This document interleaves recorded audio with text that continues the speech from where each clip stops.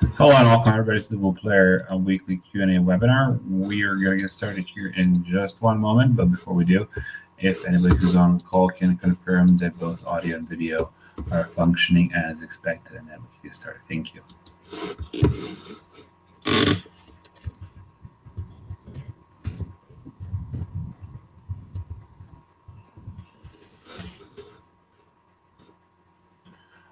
We're getting confirmations that everything is good, so we can get started. Excellent.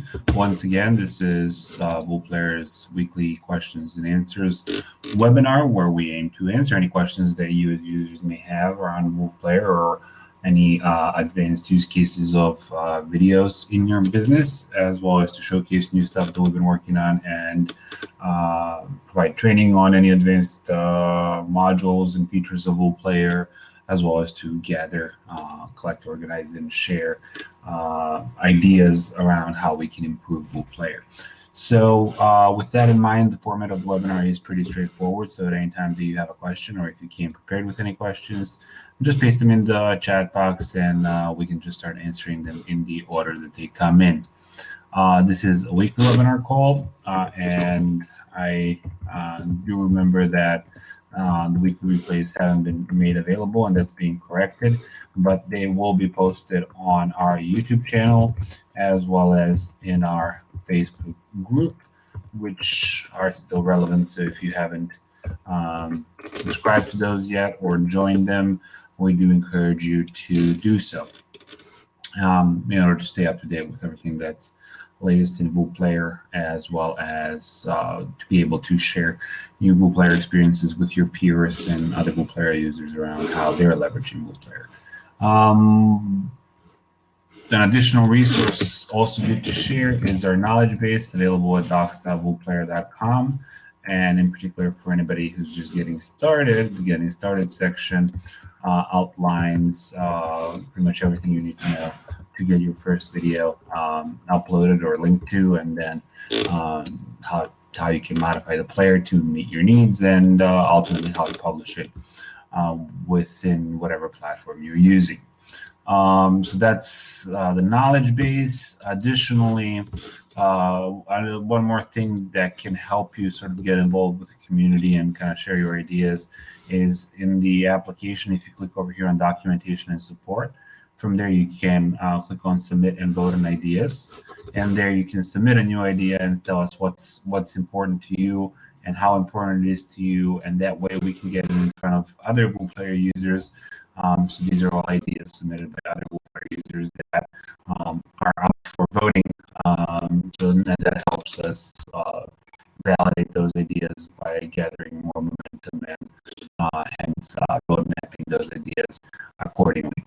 So that's the submit and vote on ideas product board. If at any time after the webinar you have a question which you would like to discuss with us, or you just want to share your use case and see if we can provide any actionable recommendations to those use cases, we're always welcome you to initiate a new conversation with us by opening up this chat widget in the bottom right corner. And alternatively, if you have any big issues or that require detailed support, you can come over here on the left-hand side and click on documentation and support and click on detailed ticket. From there, you can select if you have a billing issue or whatever, and that will provide you with the ability to fill out all of the relevant information like transaction IDs and so on in that case.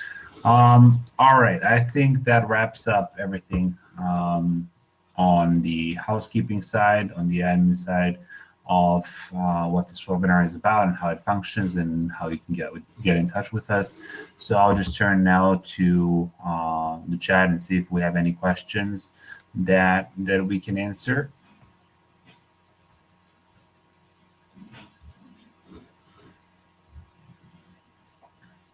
Quiet room today.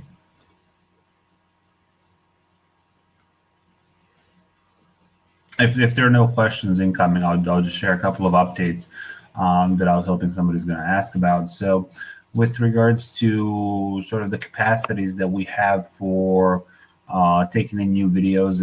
As I've mentioned a couple of times before, we've been under increased stress and loads due to a large influx of new users who are starting online businesses, and that hence our conversion servers have been taking in more videos than usually. So we're now continuing to actively work on and are starting to implement a new system which will be infinitely scalable in its infrastructure, so that the queues don't end up building again to nearly the same extent as we've had. I think the high point that we had was I don't know, over 1,000 videos in queue processing at the same time, which is something that we're not used to and we haven't been expecting. But with such an influx, that's something that we're prepared for and have an actionable plan for and are implementing it as we speak. So I just wanted to ensure everybody that that's something that we're working on.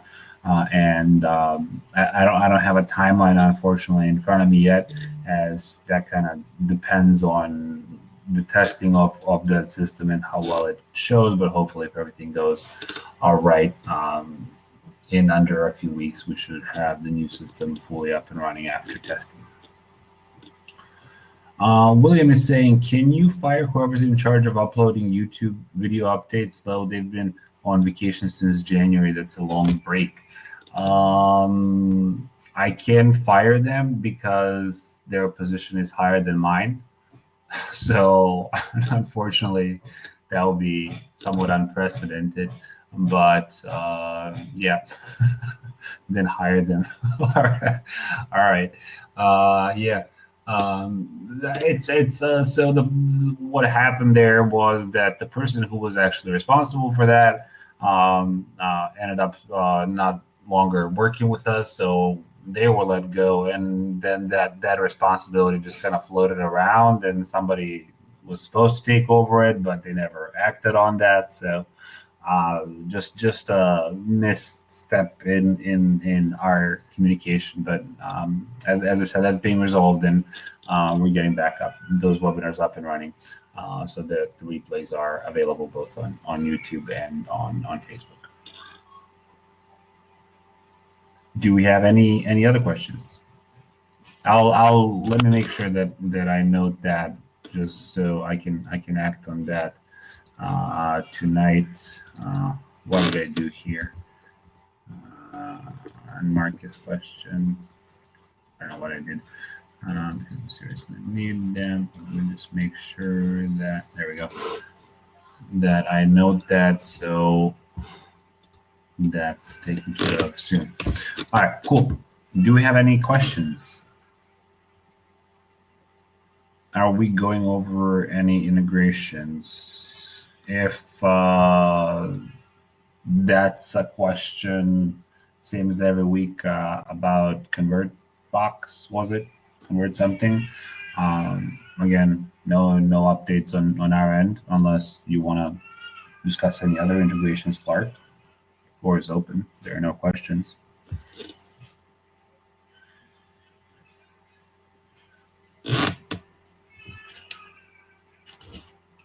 Steven asked about iPhone full screen mode yesterday. Used the mockup setting, and now there's no full screen action at all.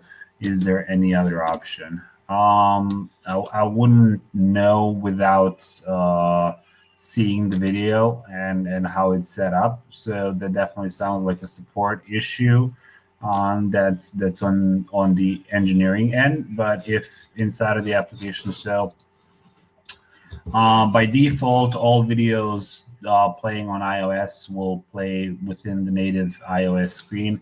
And if you want to disable that, the problem with that being no Vul Player features are available within the iOS native player. Hence, if you want to leverage Vul Player's features inside of iOS full screen, you need to disable that native player and force the by using this option from the application settings, which is don't force native full screen on iOS, and they'll use the mockup option. So hopefully that's what you did. And if after doing that, as you said, now there is no full screen action. Standard iPhone portrait video straight uploaded. Guess not. Uh, I'll try and look up that ticket. I haven't ran across it in the support queue. But if you want to just follow up and say on that conversation, just say, hey, Peter mentioned just to tag him to get him involved in this issue so he can take a look at. Please do, just so I'm not looking for it constantly. All right, yeah, and that way I can get involved on that ticket and see if I can provide any additional information. It's hard to say without having the video in front of me and starting to debug it, and that's something that we prefer not to do on the webinar because it's not as useful for other WooPlayer users. Clark is saying, can we set up questions at WooPlayer.com so our questions can be reviewed like interactive videos and linking to contents? Can we set up questions at WooPlayer.com so our questions can be reviewed like interactive videos and linking to contests? Linking to contests? Which contests? Not sure. So our questions can be reviewed like interactive videos and linking to contests. I'm not sure who's reviewing your questions like interactive. Like, you mean you want to ask a question how to do something with WooPlayer, and then I provide an interactive video for you to review and link to as we run into them. The questions are and be sent during the week.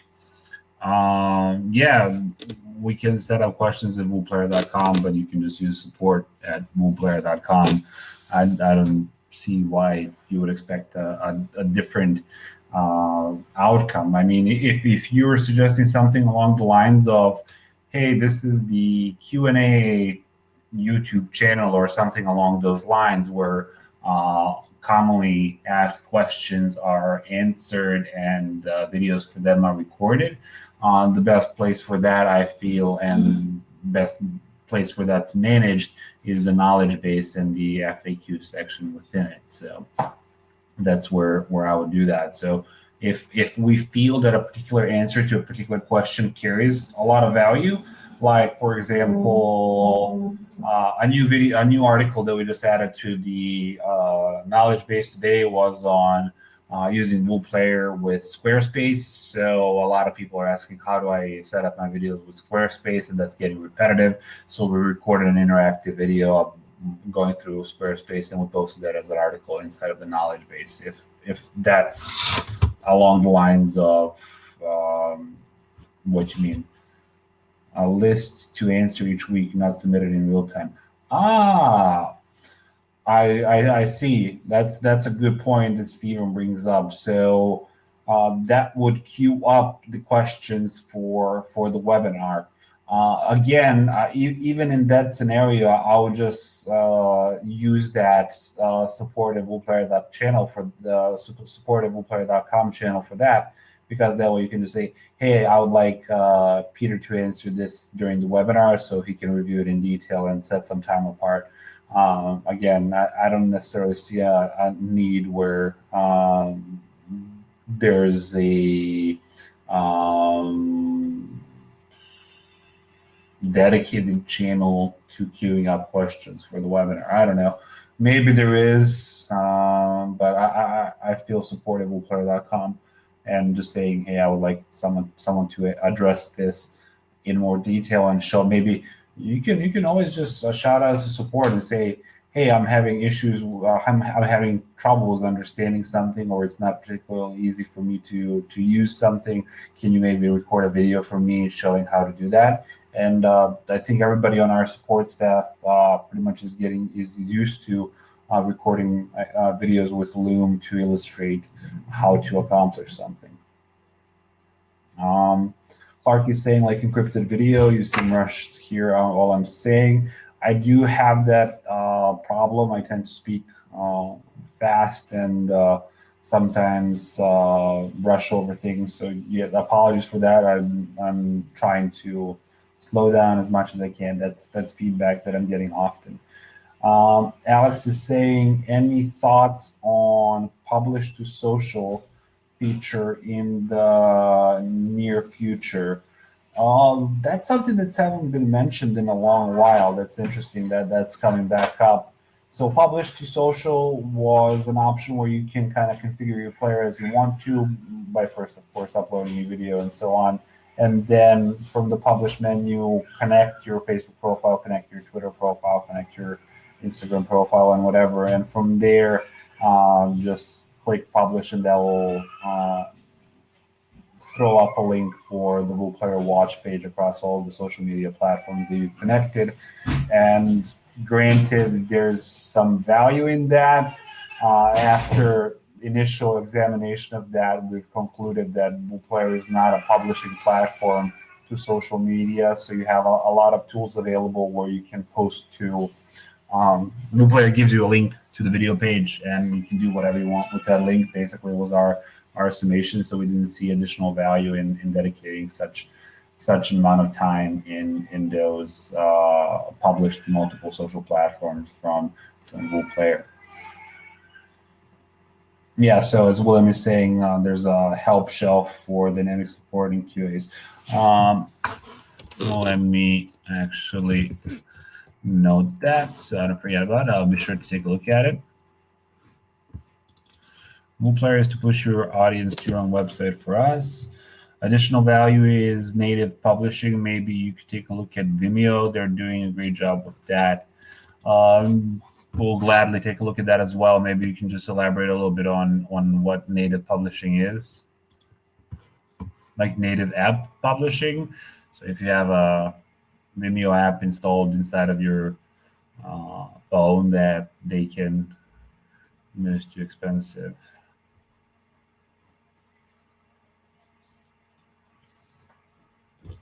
Maybe if Alex, you can just provide a little bit of an additional.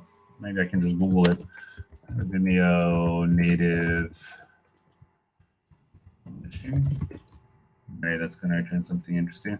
Publishing to social, publishing videos to your channels instantly. Publish to social now for LinkedIn. Go live to LinkedIn, Facebook, etc., etc., etc. So all I'm running across is this. So publishing your videos to social. So you click on publish, and basically that just connects it to Facebook, YouTube, Twitter, and LinkedIn.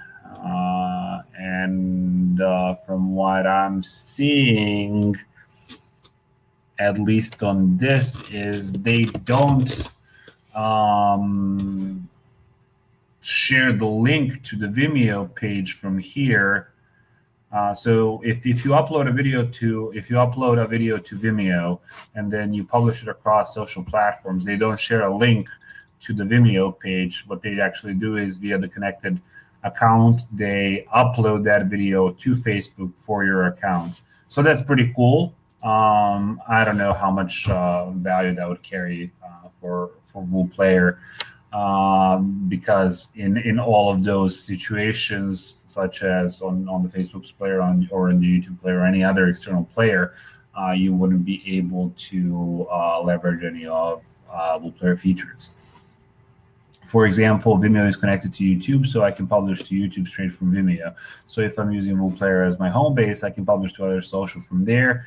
No, share linking is not good for social SEO. Right, but if you publish from Wool Player to YouTube and your video is playing inside of YouTube's player, you're losing any capacity to do anything that Wool Player is for, such as anything from applying branding to your player to using any interactive elements inside of your video to connecting any integrations, etc., if you did it that way. Seems like a nice workflow upgrade. Facebook, YouTube, LinkedIn, they all want to upload natively. This integration enables you to work way better. Again, I definitely see the benefit of that in you just sharing your video. However, again, you can't leverage any WooPlayer features or appearance settings or integration settings or tracking if you publish to Facebook, etc., etc., etc. Upload all your videos in YouTube in private mode. Upload all your videos in YouTube in private mode. All videos, then decide the integrations. Facebook is shadow banding all videos that link to external sites. Ask why are they doing that. Ask yourself, what is your roadmap? We'll ponder on that as well. Alex is saying, I understand. I will still use WooPlayer for my website, but social wants different stuff. Yeah, the engagement. I mean, no social platform in their right mind would prefer a link over a natively uploaded video, because a link takes the user outside of the scrolling flow. So if I'm just scrolling through something on Facebook, for example, and I come across a natively uploaded video, I can look at that video for a while. That video can be monetized, et cetera, et cetera. Whereas with a link, I click on a link and I left the application, and that's goodbye. Additional engagement for that platform. So of course that the platforms will have appeal for the native player to be favoritized in their platforms over a link. However, as I mentioned, with the native players from those applications, you are losing all of the WooPlayer functionality. So no reason to use WooPlayer at all if you just need a bare video. Stephen is saying, is use case specific, not general benefit, maybe up for user votes? It is up. It's already up for user votes. That's on the product board. So if I'm not mistaken, that's under consideration, and that's publish directly to social networks. So that's this option here, publish directly to social networks, and you can vote on that and indicate how important it is to you, and additional use cases are. And that's why I said that hasn't been brought up for a while, because use cases. And this, I think, was 2018. All right, so but yeah, definitely looking forward to gathering more feedback on that and seeing what the value is. And would be for anybody would be, what's the value of posting a video to the platform if you want to utilize WooPlayer and how to utilize WooPlayer to enable I would love to understand those cases. It's not to answer this question. It's not the roadmap and that yet. Again, primarily WooPlayer from. I think if you want to kind of break down video players into categories, you would have like their video players, or you don't have any additional functionality. You just have the video and it plays, and you can't manipulate its controls, and you can't adjust its appearance, and you can't add anything on top of that video, et cetera, et cetera, et cetera. Whereas you have sort of interactive, customizable players, which offer you additional control. So, for example, you can disable people from pausing that video, so they need to watch it in a linear fashion. You couldn't do that. So, if you wanted to publish a video that disables pause, you couldn't do that on Facebook or YouTube or anything like that. Facebook ads is a good example. I only can do that natively. Yep. All right. Do we have any other questions?